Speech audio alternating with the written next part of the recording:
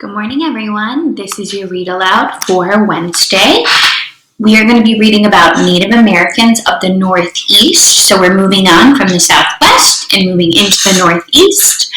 Grab a snack and find a cozy spot at home to hang while you listen to our Read Aloud today. We'll get started with our vocab. Here's shamans. People who heal the sick and communicate with spirits. Wigwam, a hut made by covering a framework of wooden poles with bark or animal hides. Okay, so let's talk about the reading for today. In today's reading, we're going to learn all about Native Americans of the Northeast. Listen carefully to hear where North America, the northeastern region is, and for information about Iroquois daily life. I'm going to move this so you can kind of see the flag below here. Here's a fun fact.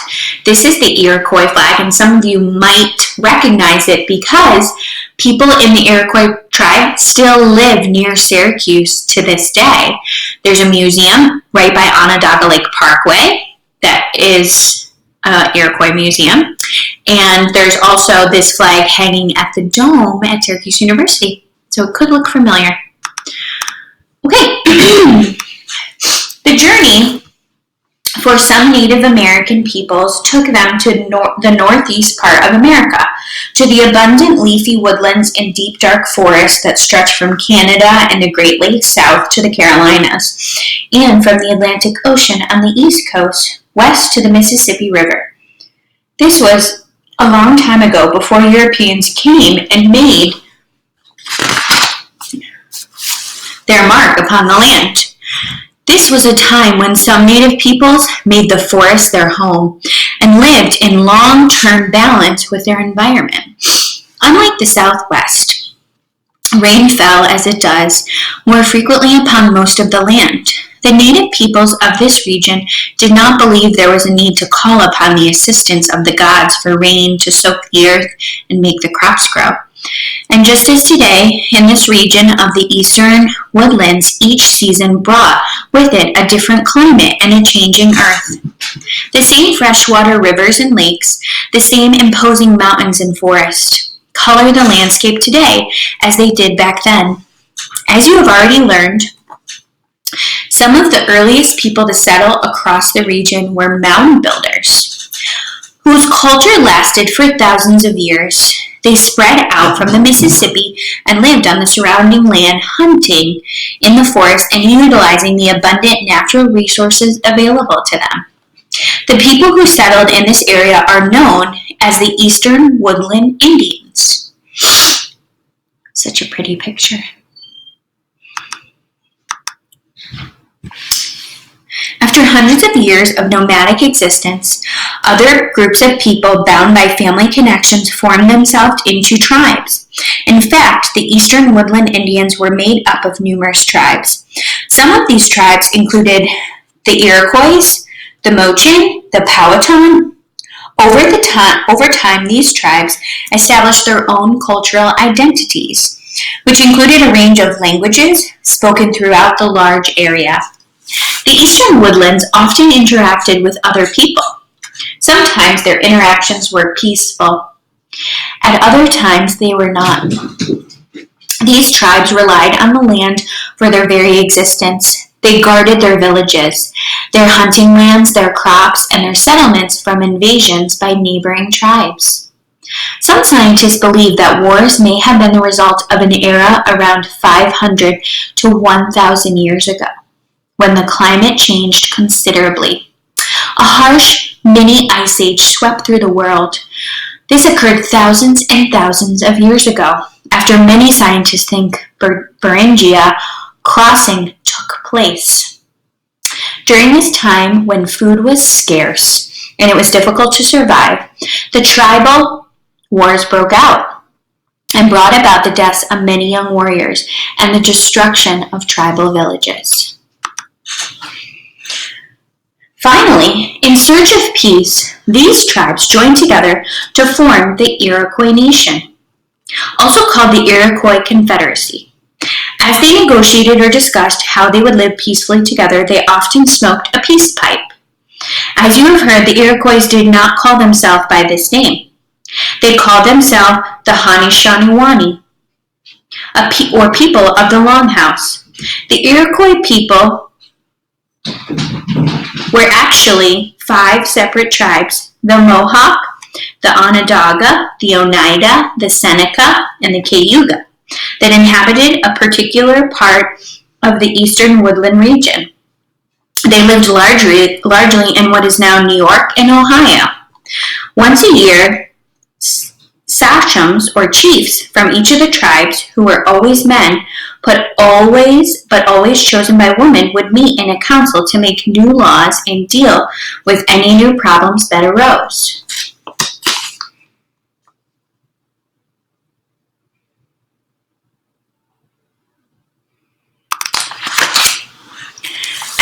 As with all native peoples, the landscape helped shape the Iroquois' culture. It generally influenced what kinds of house they built, what clothes they wore, and what food they ate.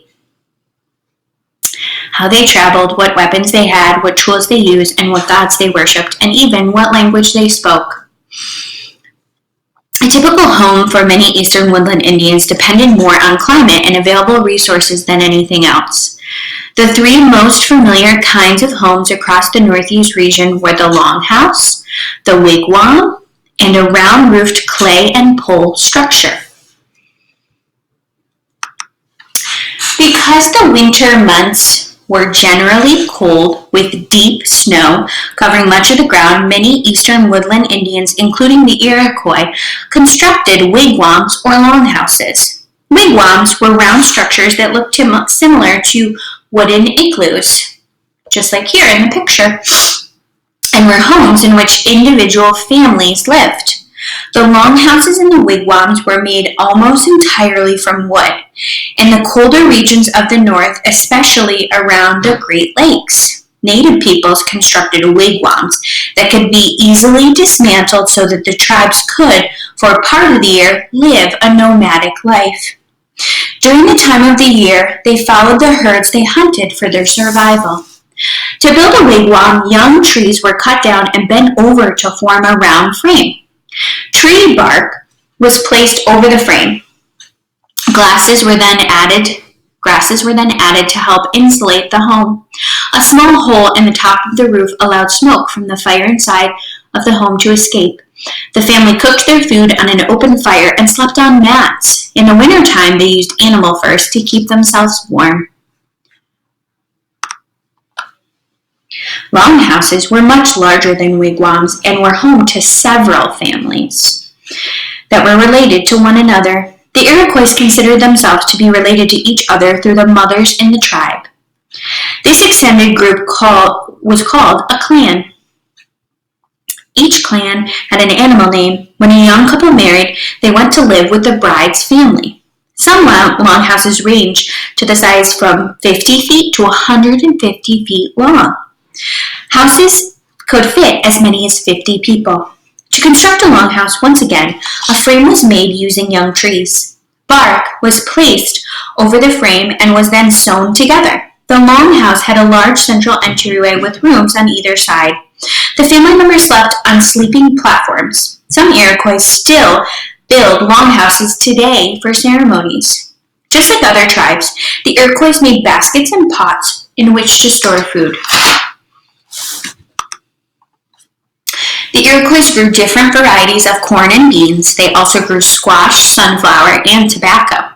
They cleared the land of trees and shrubs and planted their crops. Corn, beans, and squash were particularly important crops, and the Iroquois referred to them as the Three Sisters.